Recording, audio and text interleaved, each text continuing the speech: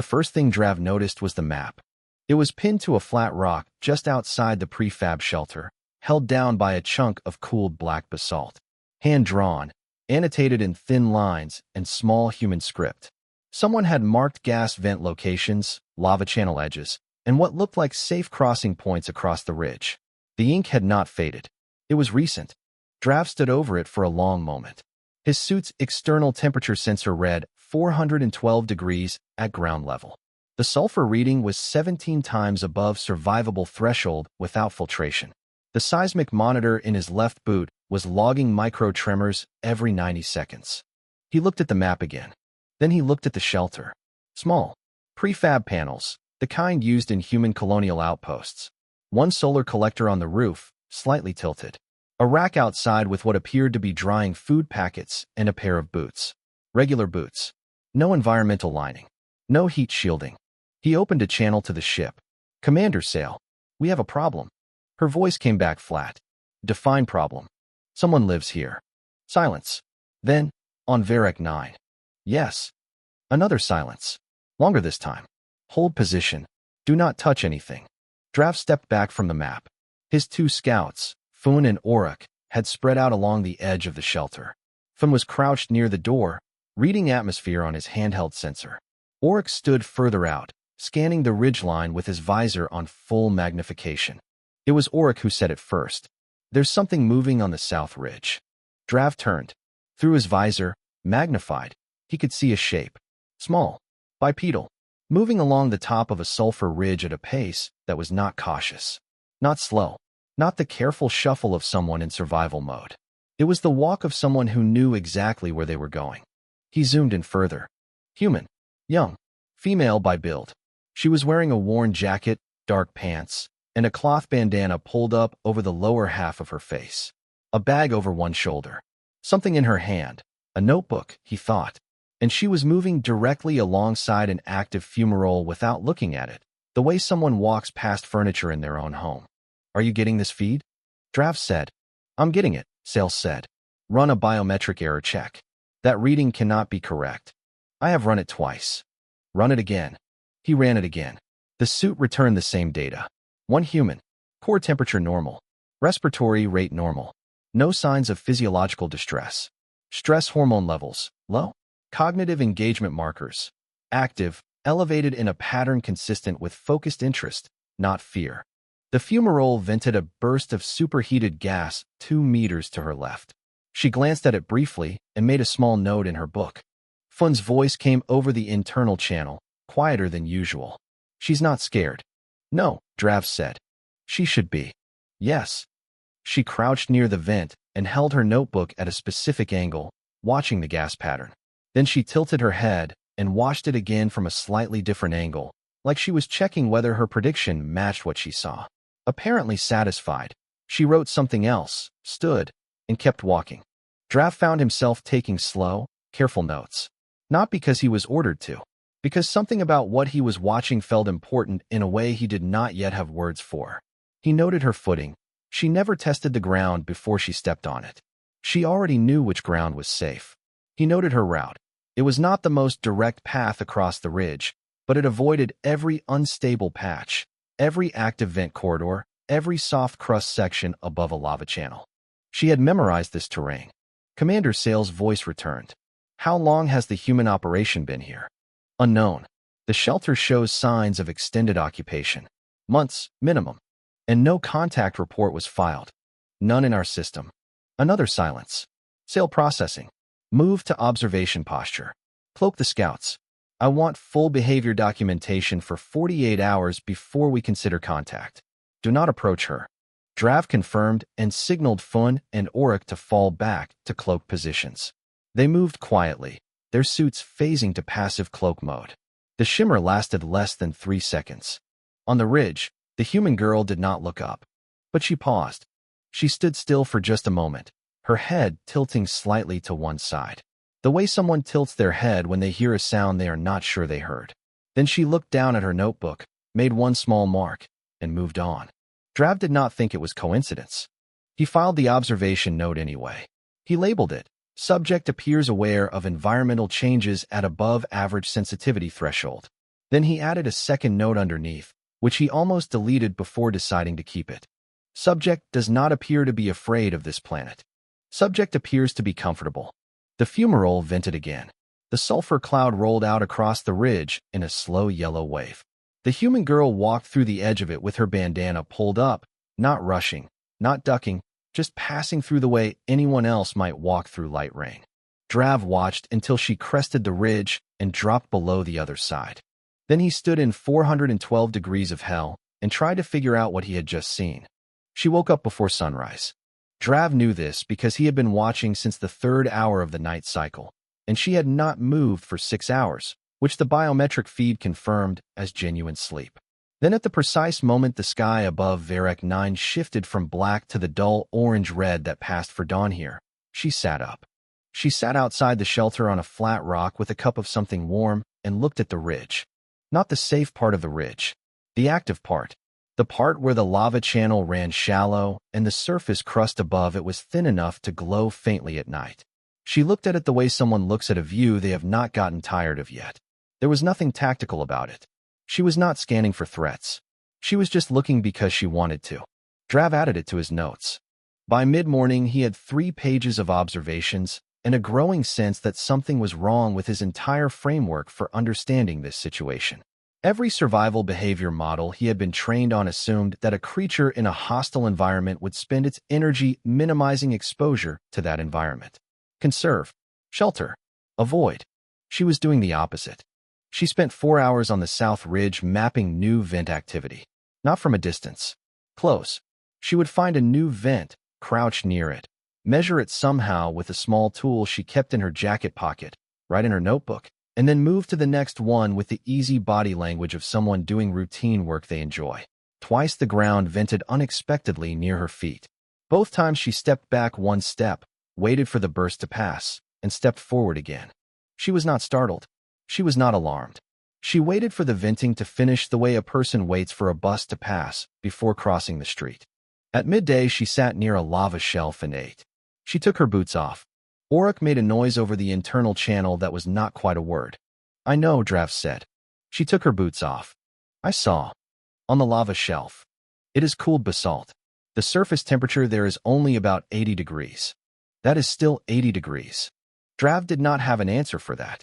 He watched her eat with her boots off and her feet resting on the warm black rock and her notebook open in her lap, and he wrote, Subject appears to find physical comfort in elevated surface temperatures. Then he stopped and stared at that sentence for a while. In the afternoon, a supply vehicle came down from orbit. Standard human colonial transport. It landed near the shelter and a man got out. Older than the girl, similar facial structure. Drav flagged it to Sale, who told him to keep documenting. The man, her brother, Drav guessed from their interaction, unloaded crates and immediately started talking. Drav's audio capture was not close enough for full translation, but the tone was clear. Concerned. Asking questions. Gesturing at the ridge, at the shelter, at the overall situation of living alone on a death world. The girl answered in short, easy sentences. Not defensive, not dismissive. She pointed at things, the ridge, her notebook, the supply crates, explaining something with the patience of someone who had explained it before and was not bothered by explaining it again. The brother stayed for 2 hours. Before he left, he hugged her once, firmly, and said something she laughed at. Then he got back in the transport and went back to orbit, and she stood watching the ship until it was gone, and then she went back to her notebook. Drav filed the interaction under. Subject has external human contact. Does not appear isolated in psychological terms. Choosing to remain here, not stranded. He sat with that note for a long time. On the second day, something happened that changed his thinking entirely. He had repositioned one of the passive sensor probes during the night, moving it closer to the eastern ledge for better angle on her morning route. He had been careful. He had placed it in a natural depression in the rock, low profile, passive signal only. At mid-morning, she crossed the eastern ledge on her usual route. Her foot caught the edge of the probe's casing, barely, just a brush of her boot, and it shifted 2 centimeters to the left. She stopped. She looked down at it. She picked it up. Drav felt something cold run through him despite the 400 degrees outside his suit. She turned the probe over in her hands. Examined it. It was clearly not geological. Clearly manufactured. Clearly not human-made. She looked at it for about 30 seconds with the same focused expression she turned on fumaroles and lava channels. Neutral. Curious. Processing. Then she set it back in the depression, approximately where it had been, and continued on her route. She did not look around for observers. She did not change her pace. She gave no signal. She already knew someone was watching. She had known for at least a day, and she had chosen, quietly and without drama, to do absolutely nothing about it. Drav stared at the probe feed for a long moment. Then he opened a channel to Commander Sale. She knows we're here. Sale was quiet. Then, and she hasn't reacted. No. Why not? Drav thought about it. About the notebook. About the boots off on the warm rock. About the way she walked through sulfur clouds without hurrying. I think, he said slowly, she is waiting for us to be ready. She picked the spot herself. On the morning of the third day, she did not go to the south ridge. She did not check the fumaroles or cross the eastern ledge. Instead, she walked in a direct line toward the cloaked observation position that Drav had been using since the first day, the shallow depression behind the basalt cluster, 40 meters from her shelter, and sat down about 10 meters away from it. She pulled out her notebook. Then she pulled out a meal pack and opened it. She ate. She waited. Drav looked at Fun. Fun looked at Auroch. Nobody moved. After 20 minutes of silence, she said, in plain, unhurried language, without raising her voice, "You can come out. I noticed you on the second day." Drav stood very still inside the cloak field. He thought about staying. He thought about retreating to the ship and reporting to Sale. He thought about a lot of things in about 4 seconds, and then made a decision that his training probably would not have approved of. He stepped out of cloak. The shimmer of the suit phasing back to visible was brief. She watched it without flinching, without leaning back. She looked at him the way she had looked at the probe, direct, neutral, processing. He was taller than her by a significant margin. His suit was sealed, armored, built for environments that should have killed her twice over. He was standing in 400 degrees of volcanic terrain in full environmental gear. She was sitting cross-legged on a rock with a meal pack. "Hello," she said. He did not respond immediately. His translation module was already running, but he had not prepared an opening statement for this because he had not planned to be the one initiating contact. "Hello," he said finally. She nodded, like that was sufficient, and went back to eating. He stood there. After a moment, she looked up. "There's a sulfur pocket about 3 meters to your left. If your suit has filtration limits, you might want to move right." He checked his sensor. She was correct. He moved right. "Better?" she asked. "Yes." She made a small gesture toward the ground near her. Not quite an invitation. More like an indication that he could sit if he wanted to, and it would not bother her. He remained standing. She asked, "Are you here to resurvey the planet?" "Yes." "For resource assessment?" "Yes." She considered that and wrote something in her notebook. "What kind of resources?" "Mineral. Thermal." She nodded slowly. "The thermal vents on the north side have better output than the southern network. Most people start from the southern approach because the surface is less active, but the north vents run deeper and more consistently." She tapped her notebook. "I have 3 months of output data on both systems if you need it." He stared at her. She looked back at him patiently. "Why?" he said. "Are you not afraid?" She seemed to consider the question genuinely, not as a challenge. "Of you, or of the planet?" "Both." She glanced around at the ridge, the fumarole columns rising in the middle distance, the faint glow at the lava shelf edge. Then she looked back at him. "I grew up near active geology," she said. "On Earth. My family's settlement was on a volcanic ridge. Not as active as this, but close. You learn the sounds, the smells, the way the ground feels before something happens." She looked down at the rock she was sitting on. Varric 9 is loud and it's dramatic, but it's not random. It follows patterns. Once you know the patterns, it stops being scary and starts being interesting. Drav processed that. Then, and us. Our presence. She shrugged. "You've been watching for 2 days, and you haven't done anything. That tells me something." He asked her name. She told him, Nora. He gave his own name and rank. She repeated it correctly on the first try. Back on the ship, Commander Sale was monitoring the exchange. Her voice came through on his private channel. "Get a biological sample. Then pull back." He asked Nora.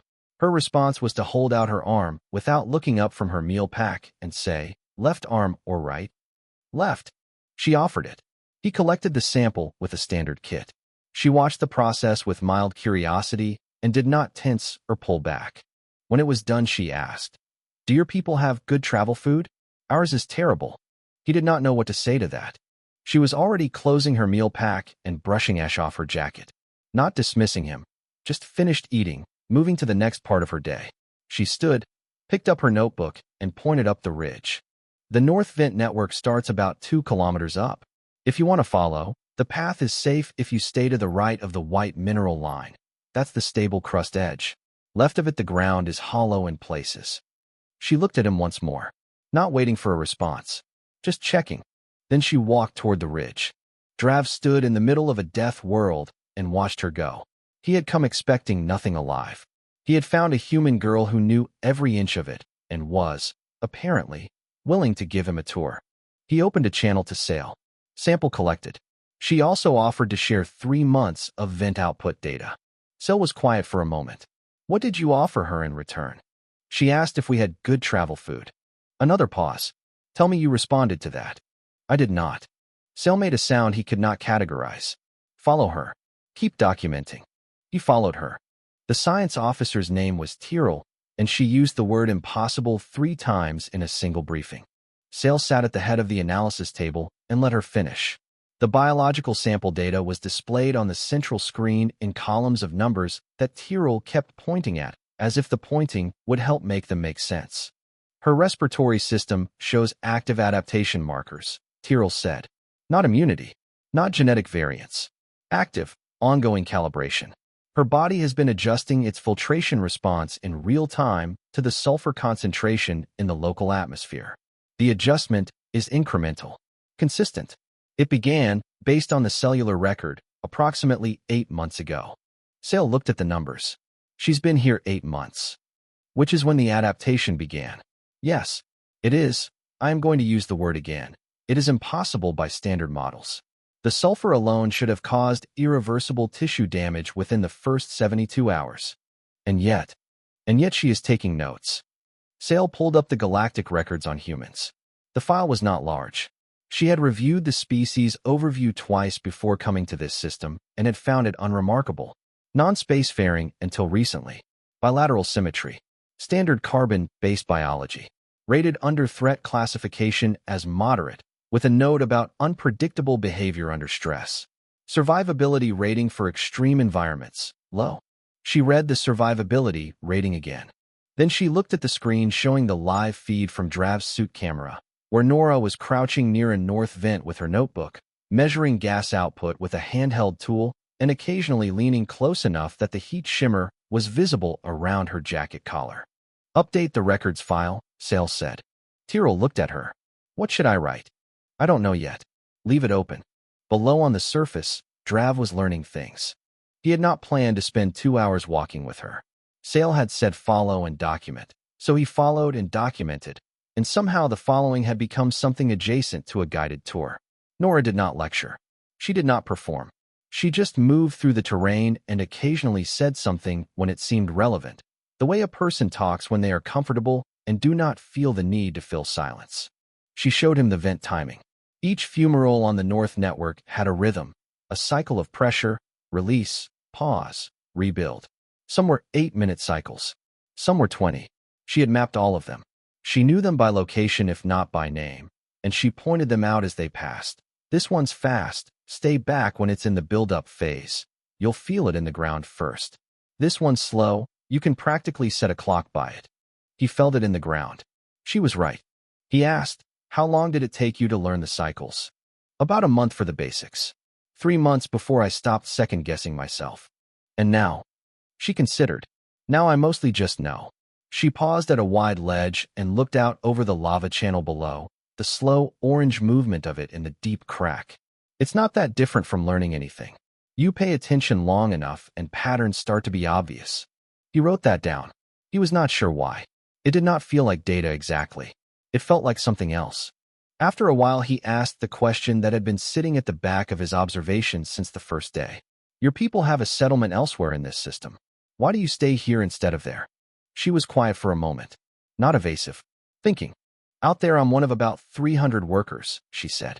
I'm good at my job, but so is everyone else. Nobody needs me specifically. She looked down at her notebook. Here I'm the only one who knows how to read this place. Every piece of data I have, nobody else has. Every pattern I've learned, I learned alone. She closed the notebook. It's the first time in my life I've been the one who knows something nobody else does. Draft stood with that for a moment. He looked at the ridge, the vents, the lava channel below. He had come here expecting a dead planet. He had found something that a human girl had turned into a library, and herself into the only person who could read it. He filed his notes when they returned to the shelter at dusk. Sail read them quietly on the ship. He could tell from the length of her silences that she was reading carefully.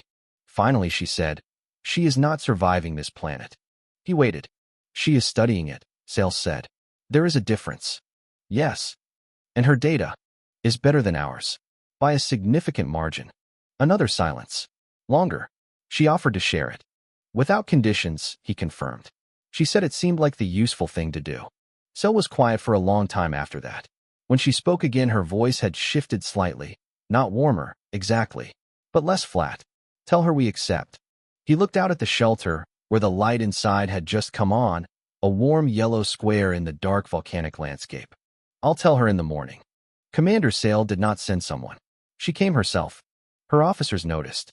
Nobody said anything about it because nobody wanted to be the one who asked the commander why she was personally descending to a death world to speak to one human girl. But they noticed. She suited up in full environmental gear, reviewed the approach route Drav had mapped, and took the scout transport down to the surface. When she stepped out near the shelter, the heat was immediate, and the sulfur smell registered even through her filtration system as a sharp chemical pressure. Nora was sitting outside on her flat rock. She was not surprised to see someone new. She looked at Sail's rank markings on the suit. She had asked Drav about rank insignia the previous day, and Drav had answered because it had seemed like a reasonable question, and she said simply, "You're the commander." "Yes," Sail said. "Do you want to sit?" Sail remained standing. Nora did not push it. The first part of the conversation was formal. Sail asked about the human operation, how many personnel total in the system, how long the mining survey had been active, what materials they were extracting, and in what quantities. She asked in the measured way of someone gathering facts rather than making accusations. Nora answered in the same register. Calm, factual, complete. Then Sail asked the real question. "You understand that the Velthary Collective has prior survey rights to this system?" "I know," Nora said. "We could file a contested resource claim. The human operation would be required to withdraw pending resolution." "You could," Nora agreed. Sail waited for the rest of it. The protest, the argument, the negotiation opening. Nora said, "We have 3 years of geological data on Varec 9. Full seismic records, vent network mapping, lava channel drift tracking, mineral sample assays from 47 extraction points. No other team has that data." She paused. "I'll share all of it. Not as a trade. Just because it's more useful in someone's hands than sitting in my notebook." Sail looked at her. "You would give us that data without terms. It's data about a planet. Planets don't belong to me." Sail was trying to find the strategy in it. The angle. Every species she had dealt with in 30 years of command operated from some form of strategic calculation, even when they tried to hide it. She could not find it here. The girl was not hiding anything. She was being direct because she was apparently a person who was simply direct. "Why are you still here?" Sail asked. It came out less formally than she intended. More like genuine curiosity. "Your settlement is safer. Your people are there. Why stay on this planet alone?" Nora looked at the ridge for a moment. "Because I know it," she said. "Because I spent 8 months learning how it breathes, and I'm not finished yet." She turned back. "Is that a strange reason?" Before Sail could answer, the ground moved. It was a small seismic event by Varec 9 standards, a deep tremor, a pressure shift, the kind of thing that rolled through the terrain every few days. Drav, who had been standing nearby, moved immediately toward the scout transport. His instinct was correct for someone who did not know this terrain. Sail did not move. She was too proud to run and too uncertain of the terrain to know which direction was safe. She stood and felt the ground shift under her boots and looked at the ridge and could not immediately read what was about to happen. Nora stood in one motion and stepped to Sail's side. "Step left," she said. "Calm. Not urgent. Now, the shelf to the right is going to crack." Sail stepped left. The shelf cracked. A section of rock about 3 meters long dropped half a meter, split cleanly along a stress line, and settled. A plume of steam rose from the gap. If Sail had been standing there, it would have caught the lower half of her suit. The tremor faded. The steam drifted east on the wind. Sail looked at the cracked shelf. Then at Nora. You read that before it happened. I've been watching this ridge for 8 months, Nora said. You learn where the stress lines are. I felt the tremor direction in the ground and knew which shelf it was going to hit. She looked at the gap, assessing. It's a small one. The channel underneath just adjusted. It'll settle. Sail stood in the steam and the sulfur and the impossible heat of a dead world and understood something she had not understood when she came down here. This was not a human surviving on a hostile planet. This was a human who had made a hostile planet into something she understood better than anyone else alive. Back on the ship, later, Sail told her science officer to pull up the human threat classification file. I want to update it. Tyrrell opened the file and held her input tool ready. What should I add? Sail thought about the shelf. About the girl stepping calmly to her side and saying step left in the same tone one might use to say watch the step. Write that their danger is not in their strength, Sail said. Write that they become dangerous when they are given time to pay attention. Tyrrell wrote it. Sail looked at the screen for a moment, then added, and note that they share information without being asked. That one surprised me most. The Velthary ship spent 2 more days in orbit before it filed its departure notice. In that time, Sail's science team reviewed Nora's geological data in full. Tyrrell sent a formal acknowledgement to the surface that used words like comprehensive and unprecedented and invaluable, which were not words Velthary science officers used lightly. The contested resource claim was never filed. No mention was made of it again. The human operation was not challenged. On the morning of the Velthary departure, Drav came down to the surface one last time. Nora was on the eastern ledge when he arrived, the same ledge where she had found the sensor probe on the second day and set it back without a word. She was mapping a new fumarole cluster that had appeared after the seismic event, crouched in her familiar way with the notebook open and the small tool in her hand. She heard him coming. She always heard things. He held out her notebook. She had left it behind during the seismic event 2 days ago, not dropped, exactly, just set aside on the rock beside her when she moved to Sail's side, and in the aftermath nobody had thought about it. He had picked it up and kept it. He had told himself he was returning it. He had not told himself the other thing, which was that he had spent the last 2 days reading it. Not the technical data, the margins, the small observations she wrote alongside the measurements. Notes about what the planet sounded like in high wind. A sketch of the lava channel at night. A sentence that said, "This place asks nothing of me except that I pay attention, and I think that is what I needed." She took the notebook back and looked at it. On the back page, in the lower right corner, was a mark she had not put there. Small, precise, geometric in the way Velthary notation tended to be. She looked at it for a moment. Then she looked at him. Velthary cartography notation, he said. It means known terrain. Trusted guide. She turned the notebook back over in her hands. She did not say thank you. She said, "Is that official?" "It is now," he said. "I filed it in the survey record this morning." She was quiet. She looked at the mark for another moment, then closed the notebook and tucked it back into her jacket. Around them the planet was doing what it always did, venting, shifting, glowing at the edges where the lava ran shallow. The wind was from the west, which meant sulfur today, and she had her bandana already pulled up. "Safe travels," she said. "The same to you." He paused. "Though I suspect you are not going anywhere." She almost smiled. He was getting better at reading her face. "Not yet." He left.